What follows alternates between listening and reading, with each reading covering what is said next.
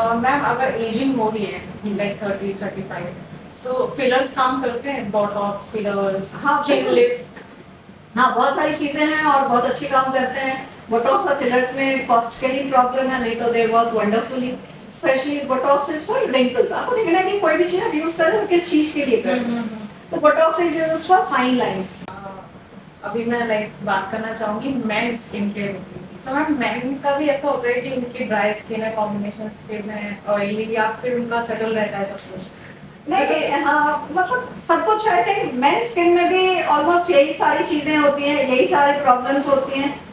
सब सब सारी परहेज उनको भी रखना चाहिए। तो मैम इसकी वजह से लाइक जैसे स्मोकिंग भी होता है, अल्कोहल भी होता है, तो ये भी इफेक्ट डालते हैं? हाँ मतलब स्पेशली स्मोकिंग को तो हम लोग बहुत ही गलत मानते हैं, क्योंकि smoking also increases collagen degradation early in life. So all the changes of aging will come sooner if you are smoking. Ma'am आजकल ना एक बार ये भी ट्रेंड चला है कि लोग स्नेल म्यूजिक करके एक प्रोडक्ट आता है, एक कोरियन प्रोडक्ट है, तो उसको काफी लाइक यूज कर रहे हैं। सो व्हाट लाइक वो कोरियन स्किन केयर से बहुत इंस्पायर्ड है।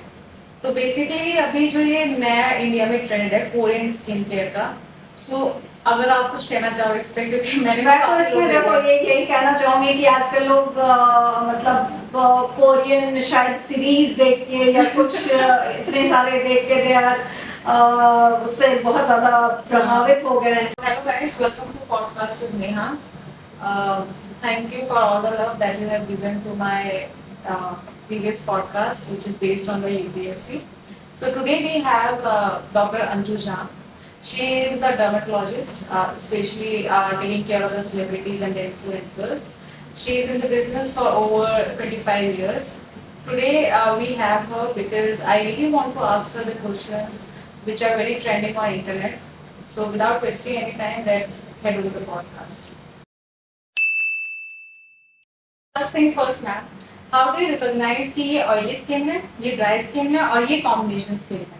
बिकॉज कभी कभी क्योंकि आजकल ऐसा होता है कि लोग नहीं पहचान पाते कि एक्चुअली उनका स्किन टाइप है क्या। सो कैसे रिकॉग्नाइज करते हैं? So Neha, this is a very common question asked by patients. What type of skin Yes. do I have? So by looking at the patient, we can gather whether the patient is having a dry skin. So mostly the face will have a little bit of dry look, and we also have a look on their neck area, the exposed areas of the hands, and we come to know that the skin is a bit rough or dry type, and there is less hydration in the skin. And when we see a oily skin, what we see is not that the entire body will be oily, but the face, the T-zone is oily. So the forehead will be oily, the nose will be oily, and the scalp will also at times looks oily. So that is how we get to know. And at times the patient says, no, my skin is dry, but my face is oily. So that is when you have a combination skin, when only the T-zone will be oily and rest of your face, cheeks, chin area can be dry. Ma'am कभी कभी ऐसा होता है कि घर में हमारी oily skin होती है, बट हम बाहर जाते हैं तो एकदम से ड्राई हो जाती है, स्किन पीलिंग होने लगती है, और कोई प्रोडक्ट्स लगाते हैं तो वो शो करने लगता है, तो वो क्या है एग्जैक्टली? वो ऐसा होता है कि आपकी टी जोन ऑयली है क्योंकि वो आपका एज ग्रुप है. Your age is between 12 to 25, 28 years of age when your T-zone can be oily, but at the same time you can be atopic or you can have a dry sensitive skin. So in that case you are more reactive to the environmental changes. So if the air is very dry, you can have this type of changes, or if you have applied some product, then some of the ingredients might not be suiting you, then you can have that dry skin. Okay, so ma'am आपके पास तो काफी सारे celebrities आते होंगे, सो उनका common concern क्या रहता है कि हमको लाइक सेलिब्रिटी वाला लुक चाहिए, तो वो कॉमनली क्या पूछते हैं आपसे? हाँ, एक तो कॉमनली सबसे कॉमन क्वेश्चन होता है कि एक मिनिमम डेली रिजाइम हम क्या फॉलो करें, या skin care routine? Skin care routine हम क्या करें. बहुत पेशेंट्स इसीलिए भी आते हैं, उनको ऐसे कोई प्रॉब्लम नहीं होती है, लेकिन उनको चाहिए उनके फेस पे थोड़ा ज़्यादा ग्लो होना चाहिए, उनके फेस पे थोड़ा ज़्यादा हाइड्रेशन होना चाहिए, बहुत ड्राई लुक है, डल लुक है, ये चीफ कंप्लेंट्स होते हैं. तो इसमें फिर और उनको चाहिए कि अब थोड़ा सा एजिंग वाला प्रोसेस अब मेरा शुरू हो गया है, तो इसमें मुझे क्या क्या किन किन चीज़ों का ध्यान रखना चाहिए. तो ये कुछ सवाल होते हैं जो लोग आके पूछते हैं। सो मैम अगर एजिंग की बात करें तो एजिंग के लिए जो हमारा कोलाजन होता है वो काफ़ी इंपॉर्टेंट है। तो मैंने काफ़ी सारे इंटरनेट वीडियोस देखे हैं जहाँ पे लोग चिया सीड्स लगा रहे हैं या कुछ टैबलेट्स ले रहे हैं, मास्क लगा रहे हैं अपना कोलाजन बढ़ाने के लिए ताकि वो एज ना हो। तो इसका इफेक्ट होता है एक्चुअली में? अच्छा नेहा, तो इसमें तो यही मैं कहना चाहूंगी कि कोलेजन जो होता है वो हमारी बॉडी का एक पार्ट है, एक हिस्सा है। जैसे हमारी स्किन की लेयर्स होती हैं, epidermal layer, dermal layer. Dermal layer का जो मेन एक supporting structure is collagen. So that collagen is made of protein and of amino acids basically, and they are arranged in certain structures, and it is present there. तो इसीलिए जब लोग बोलते हैं कि हमने ऊपर से कुछ लगा लिया या कोलेजन खा लिया और that converts into the collagen in the skin, exactly ऐसा तो नहीं होता है। लेकिन ये जरूर है कि आप जब कोलेजन लोग खाते हैं तो उसमें कुछ प्रोटीन्स, अमाइनो एसिड्स होती हैं जो कि हो सकता है कि उनके स्किन को थोड़ी हाइड्रेटिंग एबिलिटीज उनकी थोड़ी सी बढ़ जाती है, तो स्लाइड ग्लो आ जाता हो, या फिर it is also good for the bones, for the joints, for the other supporting basically system. ऐसा कोई परमानेंट इलाज नहीं है कि एजिंग कम हो जाएगी या स्लो हो जाएगी? नहीं नहीं, ऐसा तो नहीं मैं कहूँगी। आप एजिंग को स्लो कर सकते हो, लेकिन उसको फुल रिवर्ट करने से आप नहीं बचा सकते हो। और ठीक स्लो है, कैसे कर सकते हैं? स्लो कर सकते हैं। उसमें सबसे आसान या सबसे कॉमन तरीका या कोई एक तरीका जो हर किसी को अपनाना चाहिए, that is to use a good sunscreen. So sunscreen in our skin care routine is one of the most important things I advise my patients. Like अगर आपको एक ही चीज कुछ करना हो तो you should use a sunscreen daily. Sun exposure से जो हमारी कोलेजन होती है, स्किन के अंदर की जो कोलेजन होती है, डर्मल कोलेजन होती है, वो धीरे धीरे डीजेनरेट करने लगती है या विद एज वो फ्रैगमेंट होने लगते हैं। तो इसीलिए क्या होती है, हमारी स्किन में एक फाइन लाइंस आना, रिंकल्स आना, वो सब आनी शुरू हो जाती है। तो इन चीज़ों को हम लोग कुछ हद तक बचा सकते हैं अगर हम रेगुलर में सनस्क्रीन लगाते हैं। तो सनस्क्रीन इसीलिए एक्सपोज्ड एरियाज, हम हमेशा देखेंगे जो एक्सपोज्ड एरियाज हैं उसमें ये सारी चेंजेस जल्दी आती है, जैसे कि फेस हो गया, गला हो गया या फोरहैंड।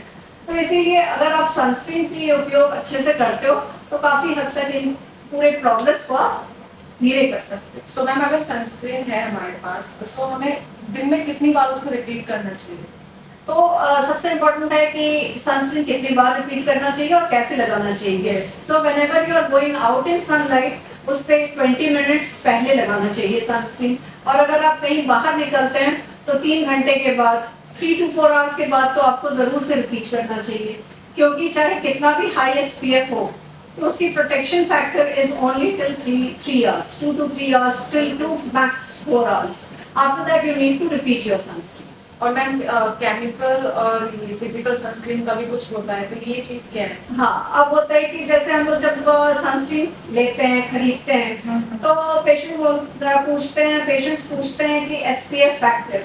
तो उसमें क्या होता है, SPF फैक्टर हमें दिखाता है कि आप कितना उसके UVB प्रोटेक्शन, जो एक सन लाइट होती है, तो उसमें 2 चीज़ें होती है, एक तो UVA and UVB। Both are important, both should be stopped, and for ageing UVA protection is more important. और किसी भी सनस्क्रीन में UVA प्रोटेक्शन कितना है वो हम उसके PA रेटिंग से बता सकते हैं। जैसे आप देखोगे उसमें PA 1+, 2+, 3+, 4+ रहता है, तो जो 4+ है वो आपको मैक्सिमम उससे बचाता है। तो इसमें क्या होता है, फिर जो सनस्क्रीन्स होते हैं वो केमिकल सनस्क्रीन्स, सबसे मैक्सिमम जो हम लोग यूज करते हैं वो केमिकल सनस्क्रीन्स होती हैं, केमिकल सनस्क्रीन्स। और एक होता है फिजिकल सनस्क्रीन। कई बार क्या होता है, जैसे केमिकल सनस्क्रीन से किसी पेशेंट को प्रॉब्लम होता है या पेशेंट बताते हैं जब भी मैं सनस्क्रीन लगाता हूँ तो I have that burning sensation on the skin and I can not tolerate that sunscreen. In that case we give a physical sunblock. Physical sunblock में titanium dioxide, zinc oxide, ferrium oxide, इस तरह के पदार्थ होते हैं जो कि एक प्रोटेक्टिव लेयर से बना देता है। और फिजिकल सनस्क्रीन हमें दोनों UVA UVB प्रोटेक्शन दोनों साथ में देता है। तो आजकल जो हमें सनस्क्रीन मिलता है वो या तो UVB होते हैं या UVA plus UVB होते हैं। और एकदम लेटेस्ट में तो ये है कि सिर्फ अल्ट्रावायलेट से ही हमें नहीं बचना, हमें इंफ्रारेड रेडिएशन से भी बचना है, हमें विजिबल लाइट से भी बचना है। स्पेशली जिन पेशेंट्स को मिलाज्मा या झाइयों की प्रॉब्लम है, पिगमेंटेशन की प्रॉब्लम है, उनके लिए all types of light prevention is very important. So ma'am rooms की लाइट भी उनके लिए तो रूम्स की लाइट भी उनके लिए हो सकती है, स्पेशली आप ऑफिसेज में बैठे हो जहाँ खूब सारी एलईडी लाइट्स हैं, वहाँ पे भी आपको सन प्रोटेक्शन चाहिए। या फिर इवन आप लैपटॉप के सामने बैठ के बहुत देर तक काम कर रहे हो, तब भी आपको सन प्रोटेक्शन चाहिए। तो ये सब चीजें जिनको पिगमेंटेशन उनके लिए और भी जरूरी हो जाता है कि वो कुछ कुछ इंटरवल पे मैम ऐसे में सनस्क्रीन। पिगमेंटेशन एक बार हो गई तो अब इसको हटाए कैसे? तो हाँ, पिगमेंटेशन एक बार हो गई तो उसको हटाए कैसे। अब उसके लिए क्या है कि कुछ लगाने की चीजें होती है और आजकल खाने की भी मेडिसिन हैं, लेकिन जो एक सबसे इम्पोर्टेंट परहेज है, ये तो आपने सुना ही, वो लोग बोलते हैं कि एक बार छानिया हो गया तो फिर कभी नहीं जाती, नहीं हाँ। तो उसमें होता क्या है कि आपकी जो मेलानिन फॉर्मेशन है, tendency of the skin to for melanin is increased in that area of the skin, and it is like that. So to prevent that you have to use a sunscreen properly. तो जो एक परहेज है, उस परहेज में सबसे important है कि सनस्क्रीन आप अच्छे से यूज करो throughout the day, that your sunscreen should be applied properly. फिर स्किन को लाइट करने के लिए there are lightening creams, जिसको हम लोग ब्लीचिंग एजेंट्स भी बोलते हैं, जिसमें कॉमनली हम हाइड्रोपिनॉन, कोजिक एसिड, एजेलिक एसिड।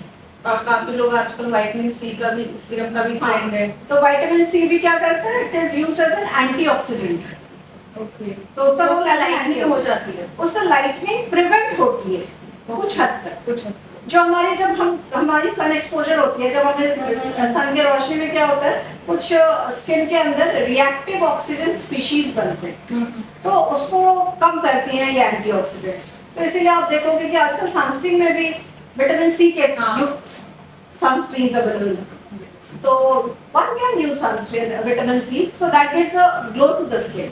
और मैम काफी केसेस ऐसे हुए हैं जो मैंने देखे ऑब्जर्व किए हैं कि जहाँ लोग सीरम लगा रहे हैं, जैसे नाइसिनामाइड हो गया, vitamin C, kojic acid, but उसके बाद उनको एडवर्स इफेक्ट मिले, लाइक उनको बम्स आ गए या उनकी स्किन वहां से जल गई। हाँ, तो वो क्यों होता है? वो इसीलिए होता है क्योंकि आजकल ऑनलाइन इतनी सारी चीजें अवेलेबल है, लोग उन प्रोडक्ट्स की ऑथेंटिसिटी नहीं देखते हैं कि कौन सी प्रोडक्ट है, उस प्रोडक्ट की पेनिट्रेशन कितनी है। अब वैसे देखो तो नाइसिनामाइड का एक प्रॉपर्टी है कि it will brighten the skin, but then that availability of niacinamide should be okay, it the molecule should be and the molecule should be such that it can penetrate the layers of the skin. So exactly you don't know कि इतनी सारी products में कौन सी चीजें सही है, कौन सा विटामिन सी के नाम पे उसमें विटामिन सी है भी या नहीं है, because vitamin C is very unstable. So it is very important कि उसकी जो make होती है that should be good for proper penetration and results. Okay, so ma'am अभी मैं लाइक बात करना चाहूंगी main skin care routine. So ma'am main का भी ऐसा होता है कि उनकी ड्राई स्किन है, कॉम्बिनेशन स्किन है, ऑयली, या फिर उनका सेटल रहता है सब कुछ? नहीं, हाँ, मतलब सब कुछ आई थिंक मेन स्किन में भी ऑलमोस्ट यही सारी चीजें होती हैं, यही सारी प्रॉब्लम्स होती हैं, और ये सब सारी परहेज उनको भी रखना चाहिए। और आज के दिन में I think men they are very aware of using these products and their routine skincare treatment. But I think more men they are concerned with the problem of hair loss rather than their looks. Yeah, correct.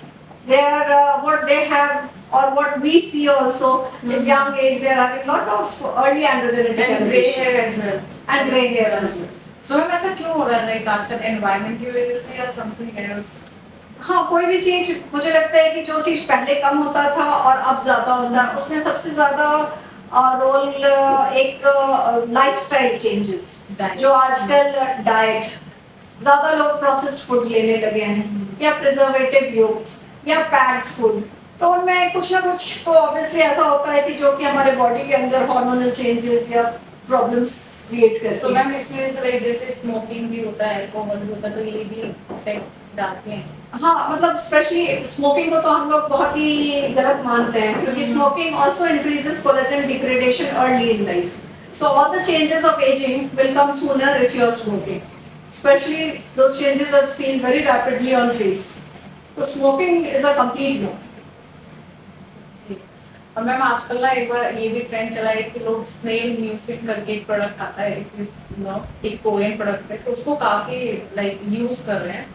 So what like वो Korean skin care से बहुत inspired है, तो basically अभी जो ये नया India में ट्रेंड है कोरियन स्किन केयर का, सो अगर आप कुछ कहना चाहो इस पे, क्योंकि मैंने मैं तो काफी इसमें लोग देखो देखे। यही कहना चाहूंगी कि आजकल लोग मतलब कोरियन शायद सीरीज देख के या कुछ इतने सारे देख के दे यार उससे बहुत ज्यादा प्रभावित हो गए हैं कि हाँ हमारी भी स्किन उतनी ही ग्लोइंग शाइनी और क्या glass glass skin, glass skin बोलते हैं, तो ग्लास स्किन जैसा हो जाए। तो उसमें क्या है कि थोड़ा सा उसको एडवांटेजेस कोरियन वाले प्रोडक्ट्स वो लोग इसलिए भी देते हैं क्योंकि they are not derived from chemicals but they are derived from natural products. हाँ, उसमें एक राइस वाटर करके एक बहुत, हाँ तो वो चूंकि नेचुरल प्रोडक्ट्स से है तो इसीलिए लोगों को थोड़ा शायद एफिनिटी थोड़ा ज्यादा है कि ये सब प्रोडक्ट्स यूज करें। But again you have to see the authenticity of those products और उसमें बहुत सारे स्टेप्स भी होते हैं कि एक के बाद एक आपको 8-10 चीजें करनी है। तो ये भी थोड़ा सा इंडियन स्किन के लिए या फिर उसमें थोड़ा ऑयल की भी यूजेस ज्यादा है जो कि इंडियन स्किन के लिए it is not good. yeah, because Korean has a dry skin. Dry skin, so they have a dry skin, they can tolerate all types of oil. For the type of skin our patients have or the people here have, they have a combination skin, they have a more of oily skin, and the weather is very humid over here. Yeah. So what will happen if you use lot of oil preparations, you can have lot of acne. So you have to decide कि what you have to use. It is always blackheads हो जाते हैं, blackheads हो जाते हैं, फिर उनको लगेगा कि अरे इतनी चीजें तो मैं लगा रहा हूँ लेकिन पहले तो मुझे कभी, जैसे बहुत पेशेंट्स बोलते हैं कि पहले तो मुझे कभी नहीं कुछ एक्ने हुआ, जब होना चाहिए था अब हो रहा है, तो अब क्यों हो रहा है? फिर हम पूछते हैं उनसे कि आप क्या यूज करते हैं तो पता चलता है कि वो 3-4 चीजें यूज कर रहे हैं, प्रोडक्ट्स यूज कर रहे हैं। कई बार लोगों को लगता है जैसे हम बॉडी में ऑयल लगाते हैं फेस पे भी ऑयल लगा सकते हैं।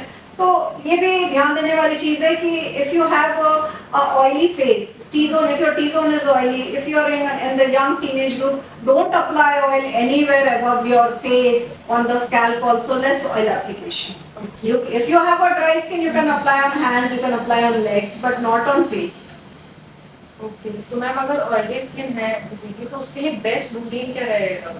उसके लिए बेस्ट रूटीन रहेगा, अगेन यहाँ पे तो सब कुछ है वेदर के हिसाब से, बट ठीक है ऑयली स्किन है तो आप एक salicylic based face wash use कर सकते हो और उसके बाद ये सब मैं मेंटेनेंस वाली चीजें बता रही हूँ। Yes, ma'am. आप एक सनस्क्रीन यूज कर सकते हो, तो सनस्क्रीन में भी mostly if you have a very clear skin आप एक मैट सनस्क्रीन भी यूज कर सकते हो। अगर आपकी कॉमेडोन या एक्नी है तो आपको जेल बेस्ड सनस्क्रीन यूज करना चाहिए। और उसके बाद मॉइस्चराइजर का जहाँ तक सवाल उठता है तो आप रात को if you want to at night if you want to apply anything you can apply a very light moisturiser which should be non comedogenic, which should be very thin. So ma'am अभी summers बहुत हैं और इस बार तो ज़्यादा ही 50 degree Celsius. सो अभी tanning, मुझे लग रहा है मेरे को टैनिंग घर के अंदर भी हो रही है, तो अभी टैनिंग को कैसे हटाऊं? लाइक ये कॉमनली सवाल होता है कि समर्स में टैनिंग को कैसे प्रिवेंट करें और कैसे हटाएं अगर एक बार हो गई तो? अच्छा देखो, जैसे एक बार आपको टैनिंग हो गई तब आप क्या करोगे? तब कुछ पैक्स हैं जो यूज कर सकते हो, जो लाइटनिंग क्रीम्स हैं जैसे मैंने बताया था, ओजिक एसिड वाली लाइटनिंग क्रीम्स हैं वो आप यूज कर सकते हो। फिर आप पील्स कर सकते हो, जैसे जनरली हम लोग केमिकल पील्स ग्लाइकोलिक पील्स वगैरह करते हैं, तो वो पील्स भी आप कर सकते हो, तो उससे आपकी टैनिंग थोड़ी सी जल्दी हट जाएगी। और ना हो उसके लिए तो आपको एक सनस्क्रीन लगाना है, और मैं sunscreen and that should be a broad spectrum sunscreen, so it should cover your UVA UVB। Okay ma'am, और मैम कुछ लोग बेसन लगाते हैं, दही लगाते हैं। बेसन और दही, अच्छा हाँ देखो, जब आप कोई ट्रीटमेंट नहीं ले रहे हो डॉक्टर से और आप घर में कर रहे हो तो once in a while you can do those things, they also act as bleaching agents। या फिर आप जैसे बेसन लगाते हो उसमें क्या क्या मिक्स करते हैं आप लोग? मैम ज़्यादातर बेसन में जैसे टमाटो जूस हो गया, दाल हो गई, मसूर दाल हो गई, दही हो गई। तो दही जैसे होता है, दही में भी लैक्टिक एसिड होता है, और जैसे कुछ लेमन डाल देते हैं या टमाटर डालते हैं तो उसमें भी थोड़ी सी तो एसिडिक एलिमेंट्स होती हैं जो कि थोड़ा सा क्लीनिंग करने में इम्पोर्टेंट मतलब हेल्प करती हैं। लेकिन आपको बस ये ध्यान रखना है कि ये सब चीज़ें आप डेली ना करें, आप गैप्स देके करें या वंस इन अ वीक करें। So if you are using something and you feel your face is becoming very dry, irritated, then you should not use those things। और मैम समर्स में like tanning तो होती है, hair fall बहुत होता है, like बहुत ही ज़्यादा हेयरफॉल होता है, तो ऐसा क्यों होता है? क्योंकि मैंने पर्सनली रियलाइज किया है कि विंटर में मेरा हेयर फॉल कम हो जाता है, बट समर्स में बढ़ जाता है। हाँ, तो उसमें ऐसा होता है कि समर से भी ज्यादा शायद रेनी सीजन में सबसे ज्यादा रेनी सीजन में the hair fall is most. तो वो देखा गया है कि जो हमारी हेयर की साइकिल है ना, anagen telogen phase, anagen is the growing phase, telogen is the falling phase. तो 80% of hair 70 to 80% of our hair at a time is an anagen growing phase. वो देखा गया है कि मतलब इन सब किसी किसी मौसम में हमारे थोड़ी सी टेलोजन वाली फेज में ज्यादा चले जाते हैं। तो फिर उसमें फिर आप उस हिसाब से आप ट्रीटमेंट लेते हो, या फिर कई बार हमें ये भी देखना होता है कि आपको कोई और प्रॉब्लम तो नहीं है, आपकी फेरेटिन लेवल्स तो कम नहीं है, आपकी B12 वाली लेवल्स तो कम नहीं है, ये सब भी चीजें देखनी है। और मैम ऐसा भी होता है कि जैसे सपोज ग्रे हेयर हो रहे हैं और अगर आप आंवला जूस ज़्यादा पीते हो या फिर लाइक बीटरूट ज़्यादा खाते हो तो उनसे ब्लैक हेयर होने लग जाते हैं, ऐसा कुछ होता है? देखो उसमें तो यही बोलेंगे कि आंवला और बीटरूट तो आप ऐसे भी अगर लेते हो तो वो सारी चीजों के लिए थोड़ा तो बेनिफिशियल होता है, लेकिन B12 ये ग्रेन ऑफ हेयर के लिए सबसे ज्यादा हम लोग इम्प्लीकेट करते हैं विटामिन B12 डेफिशिएंसी को। ठीक है, तो ऐसा नहीं कि बस B12 डेफिशिएंसी ही एक रीजन हो, एक तो होता है जेनेटिक प्री डिस्पोजिशन। आपके फैमिली हिस्ट्री में है कि आपके पेरेंट्स को के ग्रेन, किसी एक पेरेंट की ग्रेन जल्दी शुरू हो गई थी, तो उनकी 25 साल से शुरू हुई थी, आपकी 20 साल से शुरू हो सकती है। तो ये जो चीजें हैं, तो 3-4 फैक्टर्स या कुछ नंबर ऑफ फैक्टर्स के इंटरप्ले होती है। एक फैमिलियल प्री डिस्पोजिशन है, आपकी खाने पीने की प्रॉब्लम हो सकती है कि आप बाहर की चीज़ें ज़्यादा खा रहे हो और जंक फूड ज़्यादा ले रहे हो, और आपकी विटामिन B12 की डेफिशिएंसी भी हो सकती है, विटामिन D की डेफिशिएंसी हो सकती है। तो इन सब चीज़ों को इन्वेस्टिगेट कराना चाहिए और उस हिसाब से। ओके, सो मैम आपके पास काफ़ी सारे पेशेंट आते होंगे जो स्किन वाइटनिंग के लाइक स्किन वाइट हो जाए, लाइक कोल्डिंग स्किन, ग्लोइंग स्किन हो जाए, तो लाइक इंजेक्शंस ये सब काम करते हैं। एक इंजेक्शन होता है glutathione injection, if you heard about, so like it's working.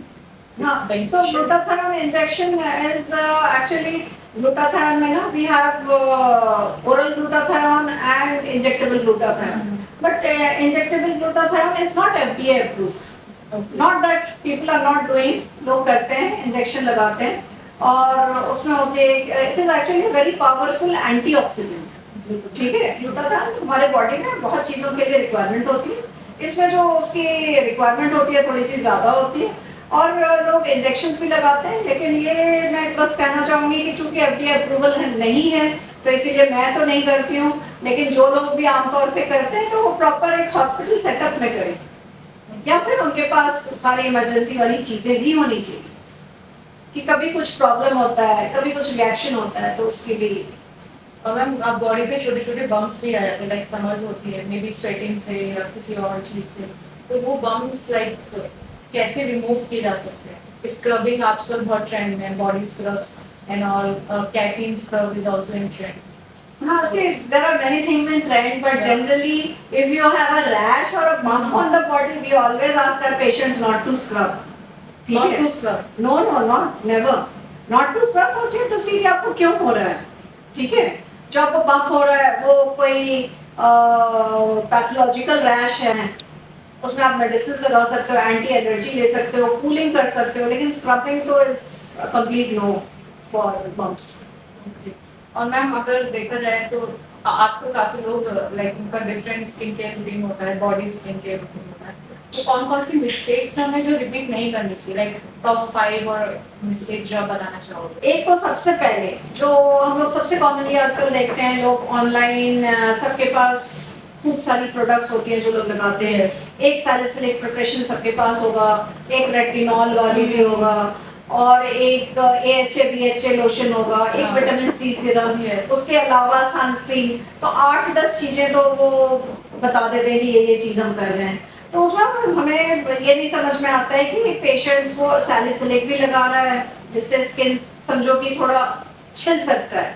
अब सैलिसिलिक हम लोग जो देते हैं एज अ ऑयली स्किन में देते भी हैं, तो it is like a face wash, so it is in contact with the skin for very less amount of time and salicylic spray also if we give it for back acne. हम लोग face पे कभी नहीं salicylic लगाने को देते. यहाँ patients खूब अपने सैलिसिलिक लगा के रेडनेस हो जाता है, फिर वो हमारे पास पहुँचते हैं. या फिर सैलिसिलिक भी लगा रहे हैं और एक एंटी एजिंग रेटिनॉल भी लगा रहे हैं. तो इतनी सारी चीजें करने की वजह से उनकी स्किन खराब हो रही है. तो मेरा कहना है कि आपको अगर अपना स्किन ठीक रखना है तो उसमें कम से कम चीजें करें. कोई अगर आप बोले कि सबसे सिंपल रूटीन क्या है, तो it is a face wash, a good face wash which is suitable for your skin, a good sunscreen and a good moisturizer if required. तो आपके पास अगर ये 3 चीजें हैं तो चौथी किसी भी चीज की जरूरत नहीं है. आप फिर हाँ एंटी एजिंग वाली चीज पूछो तो यंग एज में विटामिन सी सीरम आप यूज कर सकते हो. या आपकी थोड़ी सी एजिंग शुरू हो गई 30-35 onwards, then you can apply a retinol cream. But then there is a method to apply those creams. You have to apply only at night. You have to use a certain percentage. You have to choose that retinol preparation according to the type of skin you have. So if you have a dry skin, then your percentage should be less. If you have a oily skin, you can go for a little bit higher percentage. Now whether that retinol cream in dry skin should be applied after using a moisturizer, तो इन सब चीज़ों के लिए मुझे लगता है कि आपको कुछ भी पूछना हो तो हमारे पास हो. मैम अगर एजिंग हो रही है लाइक 30-35, सो फिलर्स काम करते हैं, बोटॉक्स फिलर्स, हाँ, चिन लिफ्ट. हाँ, बहुत सारी चीज़ें हैं और बहुत अच्छे काम करते हैं. बोटॉक्स और फिलर्स में कॉस्ट का ही प्रॉब्लम है, नहीं तो they work wonderfully. Specially Botox is for wrinkles. आपको देखना है कि कोई भी चीज़ आप यूज़ कर रहे हो किस चीज़ के लिए कर रहे हो.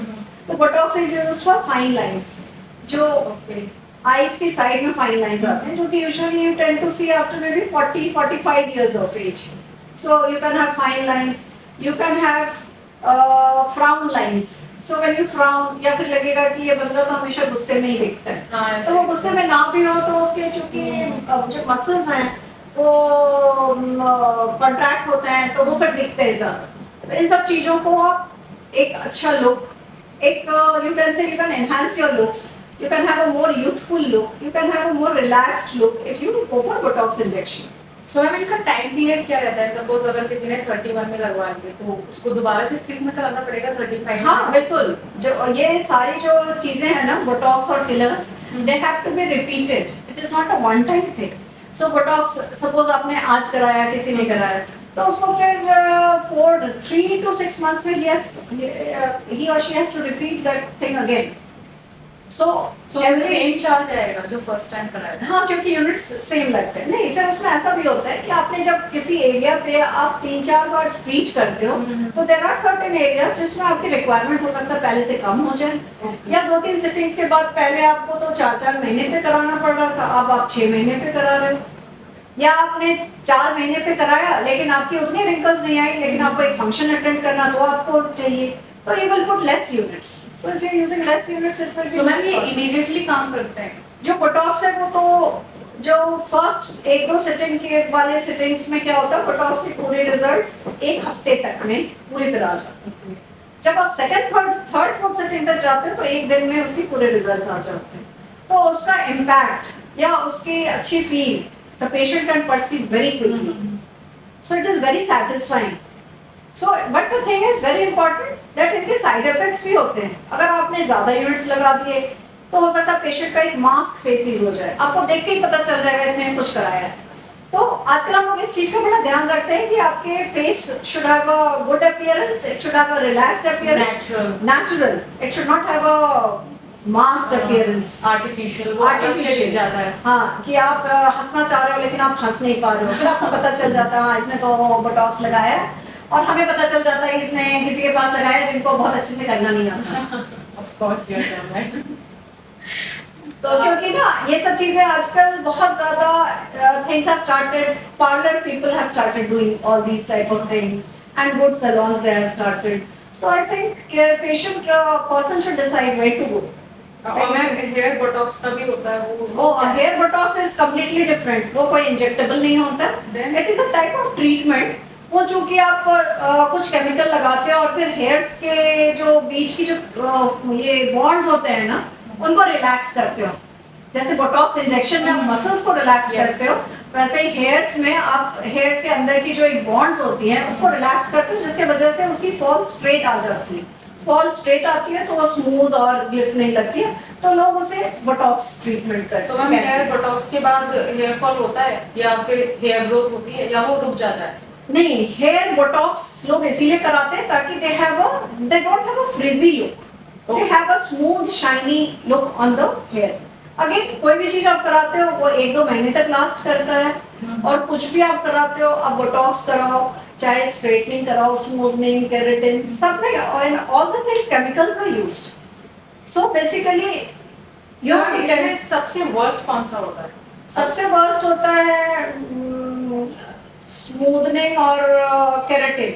और सबसे बेस्ट?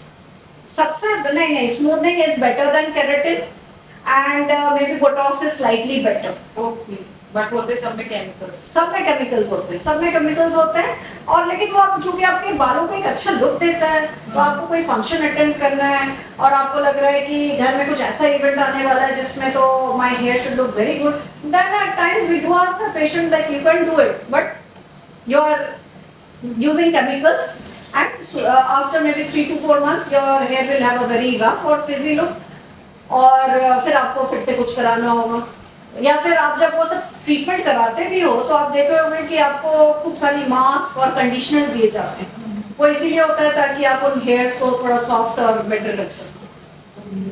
सो मैम जो लिप्स होते हैं हमारे उनको भी सनस्क्रीन चाहिए होती है?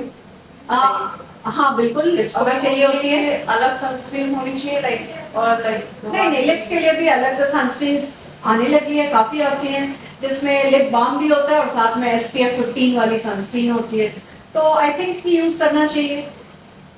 सो मैम आजकल ओपन पोर्स का बहुत शिकायत आती है लोगों की, स्पेशली PCOS जो पेशेंट्स होते हैं। So basically open pores like इनका कॉन्सेप्ट क्या है और ये कैसे कम किए जा सकते हैं? अगर खत्म किए जा सकते हैं तो आप वो भी बता दो।